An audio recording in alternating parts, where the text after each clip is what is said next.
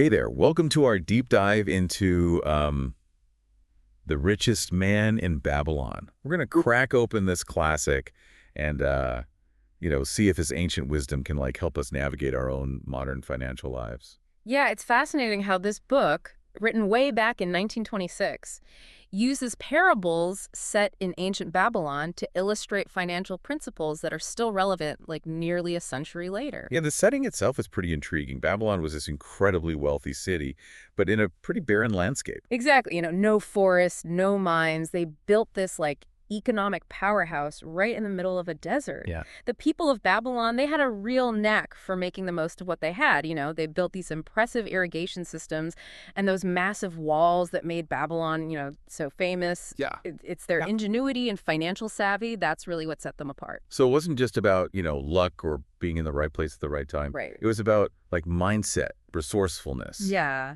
strategy. I'm dead. Exactly. And that brings us to Arkad, the richest man in Babylon. His story really embodies that idea of building wealth through, smart decisions. Absolutely.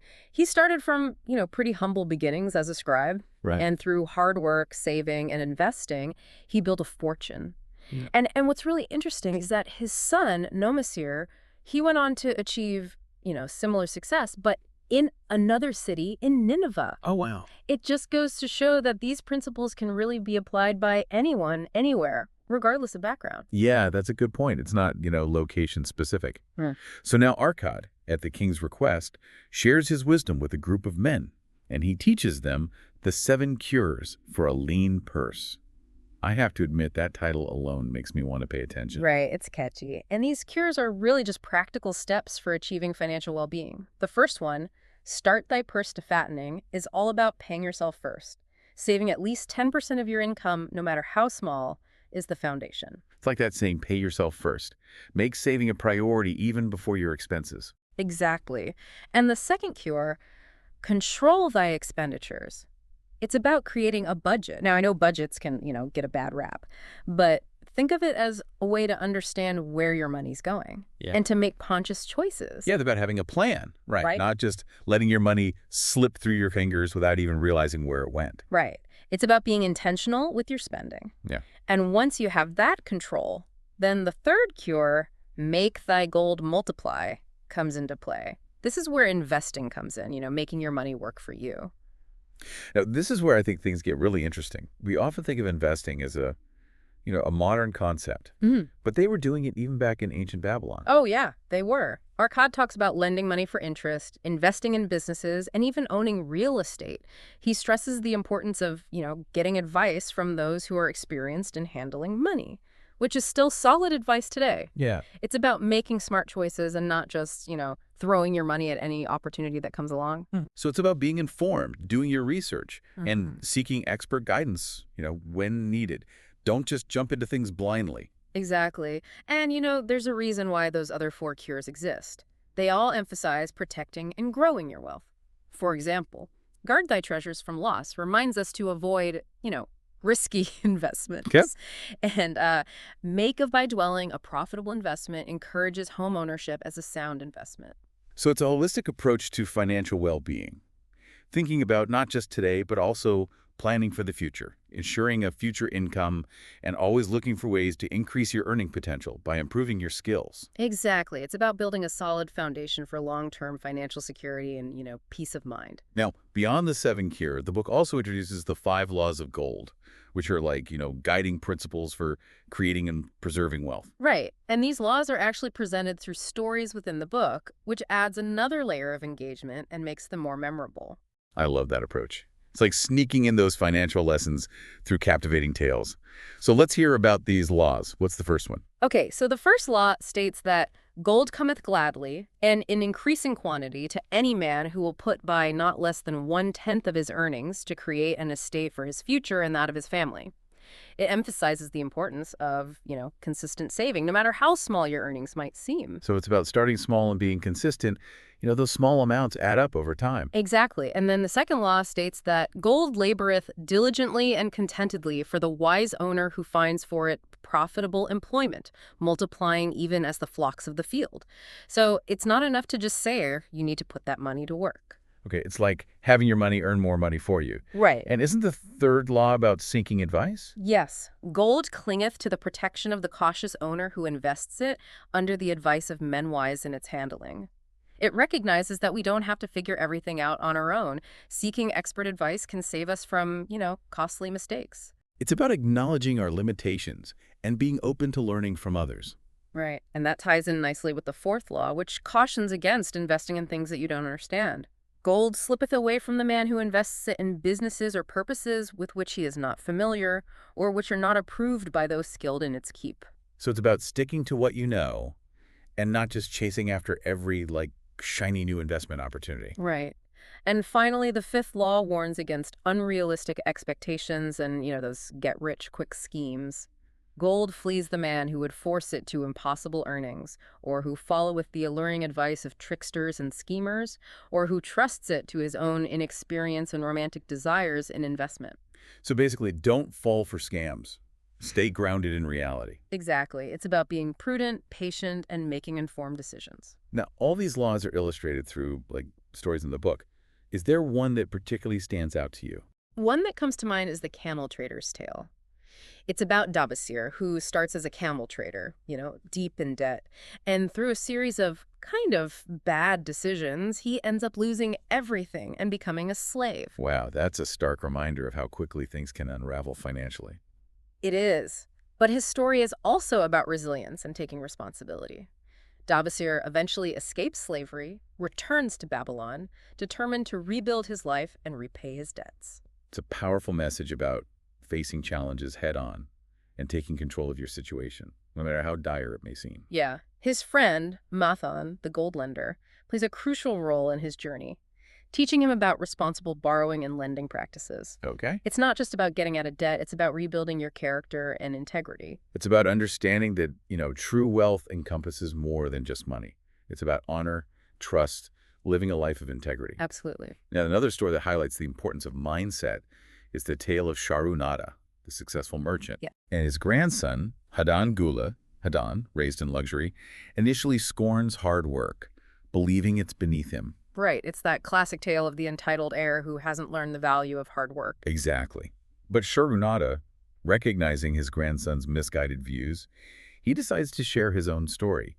He recounts his journey from being a slave to becoming a successful merchant, emphasizing that success comes from effort and dedication. Right. So he learns that there's no substitute for hard work, and that success isn't just handed to you, it's earned through, sweat and perseverance. It's about understanding that work is not just about earning money, but also about building character and finding meaning in your endeavors. And isn't there also something in the book about clay tablets? Yes, the clay tablets from Babylon offer a unique perspective. These tablets, they were discovered in the ruins of Babylon, Okay. and they provide a first-hand account of a man named Dabasir applying these principles to his own life. We see his struggles, his setbacks, and ultimately his triumphs as he works his way out of debt and achieves financial stability. It's like a real-life case study, but from ancient times. Exactly. And to connect it to, a more recent era, the book introduces a letter from Alfred H. Shrewsbury, an archaeologist in the 1930s who translates the tablets. And he is amazed by the relevance of these ancient principles to his own financial challenges. He and his wife actually start applying those same principles to their own lives. Wow. It's remarkable how principles from, thousands of years ago can still resonate with us today. Right. It speaks to the enduring nature of human behavior, especially when it comes to money. It really highlights the timelessness of these principles. It's like a bridge connecting ancient wisdom with our modern financial challenges. Yeah. These clay tablets bring Dabasir's journey to life, don't they? Yeah, We get this firsthand account of how he applied Arkad's teachings. exactly. We see him grapple with, real-world problems. He's honest about his past mistakes, his overspending and the shame he felt leaving Babylon to escape his creditors. It's a reminder that even those who achieve financial success often have, setbacks along the way. Absolutely. Dabasir's story really emphasizes taking ownership of our actions. It's about acknowledging the past, but not letting it define us. So how did Dabasir actually turn things around? What steps did he take? Well, he started by listing every single creditor and the exact amount owed. Then, with Mathan's guidance, he made a plan to repay his debts using a portion of his earnings. So it sounds like he created a structured plan similar to the budgets we talked about earlier. Precisely. He diligently set aside part of his income each month. It was a slow process, but he was committed.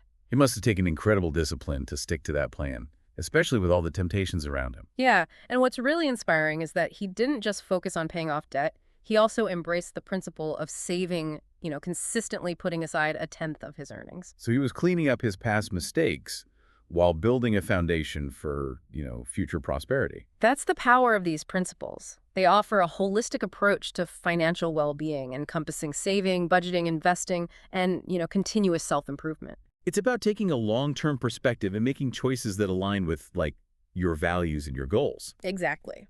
Now let's shift gears a little bit and talk about Alfred H. Shrewsbury, the archaeologist who translated those clay tablets. How do you think he reacted to Dabasir's story? I imagine he was blown away by the parallels to his own life. Remember, he was facing, financial difficulties in the 1930s. You're exactly right. He was astounded by how relevant Dabasir's experiences were to his own life, despite being separated by, thousands of years. Yeah, it shows that the fundamentals of managing money haven't really changed that much, have they? Not really. And inspired by Dabasir, Shrewsbury and his wife started applying those same principles, creating a budget, cutting expenses, and working to get out of debt. It's a testament to the power of these principles to, transcend time and culture. They offer practical guidance regardless of your background or your circumstances. And Shrewsbury saw real results. He felt more in control, less stressed, and optimistic about the future. It reinforces the idea that taking control of your finances has these ripple effects. It positively impacts other areas of your life. Absolutely. Beyond the practical steps, The Richest Man in Babylon also emphasizes mindset. Arcad talks about cultivating a wealth consciousness. It's an intriguing concept. What exactly does wealth consciousness entail? Well, it's about shifting your perspective from scarcity to abundance, focusing on what you have and believing in your ability to create a better future. So it's about adopting a growth mindset when it comes to your finances, believing you can, change your circumstances. Yes, and Dabasir exemplifies this. He started as a slave but never lost sight of his goal to regain freedom and rebuild his life. His determination and resilience are pretty remarkable. Yeah, his belief in himself, combined with practical actions, ultimately led to his success. It highlights how our mindset plays a crucial role in shaping our reality. Now, beyond Dabasir's journey, the story of Sharu Nada and his grandson Hadan Gula also stands out. Absolutely. Remember, Hadan initially, looked down on hard work, coming from a life of luxury. Right. He hadn't learned the value of hard work firsthand. Exactly. To change his perspective, Sharu Nada shared his own story. Starting as a slave and becoming a successful merchant through dedication and effort. It's a classic lesson about the power of perseverance and the importance of, earning your success. Sharu Nada's journey shows that work is about more than just money, right? It's about contributing to society, building character, and finding meaning in your efforts. It's about aligning your work with your values and, finding fulfillment in the process. The Richest Man in Babylon is full of such engaging stories. They bring these financial concepts to life in a relatable way. It's not just like dry economic theory. It's about human experiences and challenges that resonate with us even today. Exactly. These stories stay with you, prompting you to reflect on your own relationship with money and your financial goals. They make you think about the choices you make every day and whether those choices are moving you closer to or further from your goals. And that's what makes The Richest Man in Babylon such an impactful book. It's not just a financial guide, it's a roadmap for a more prosperous and fulfilling life. It's about taking control of your finances, building character, and pursuing your dreams with passion and determination. It's amazing how Klassen makes these financial lessons come alive, Yeah. by weaving them into these stories set in ancient Babylon. Yeah, he paints such a vivid picture. Yeah. You can almost imagine walking through those bustling marketplaces, seeing the merchants, hearing the, clinking of coins. One story that sticks out to me is about Rodin, the spear maker, who receives a reward of 50 gold pieces. Oh, yeah. Right. He's overjoyed at first, but then he faces this dilemma, right? What to do with this newfound wealth. Right. He seeks advice from Mathon, who uses this, token chest to illustrate the principles of, responsible borrowing and lending. It's a clever way to, show the consequences of both, wise and foolish choices. When it comes to money, each token represents a loan, and the story behind it reveals these, valuable lessons. Right.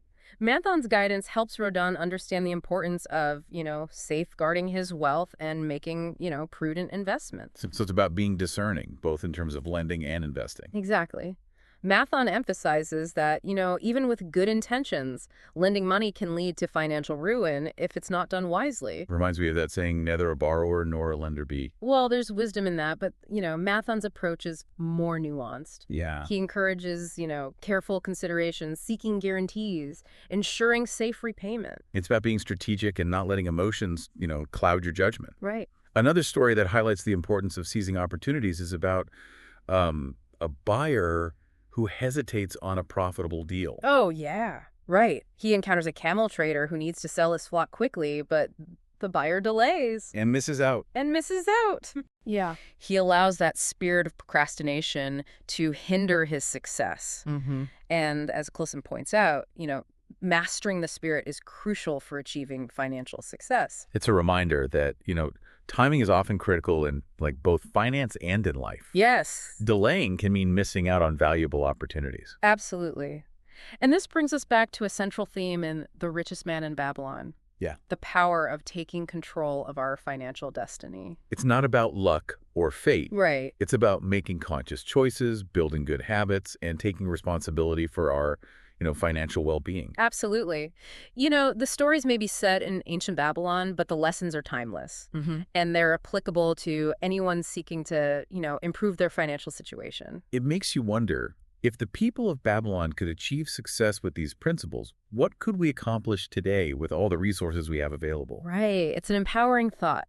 The key takeaway here is that financial well-being is attainable for anyone willing to embrace these timeless principles. So it's a message of hope and possibility, reminding us that we have the power to shape our financial future, one wise decision at a time. Whether it's starting small with savings, creating a budget, or seeking advice from, experienced individuals, it's about taking that first step. It's about consistent action. Even small steps can lead to, significant results over time. The journey to financial well-being, it's a marathon, not a sprint. Requires patience, perseverance, and a willingness to, learn and adapt. So as we wrap up this deep dive into The Richest Man in Babylon, we encourage you to reflect on the 7 cures and the 5 laws of gold.